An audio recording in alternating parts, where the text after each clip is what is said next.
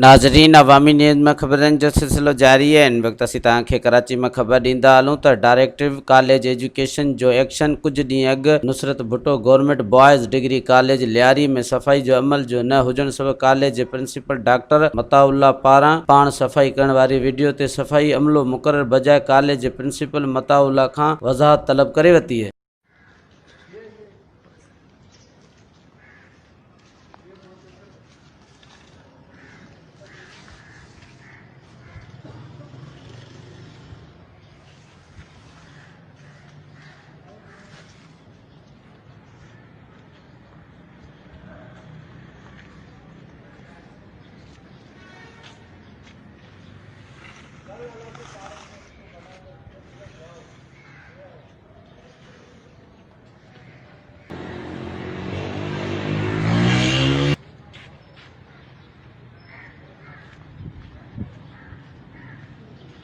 काम कर रहे हैं।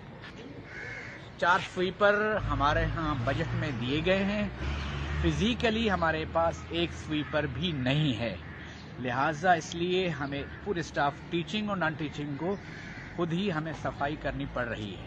Nusrat Bhutto government degree boys college, Nusrat Bhutto government boys degree college Lyari Niazi. मज़ीद खबरों और तफसीलात के लिए विजिट करें हमारी वेबसाइट www.awamiNewsHD.com।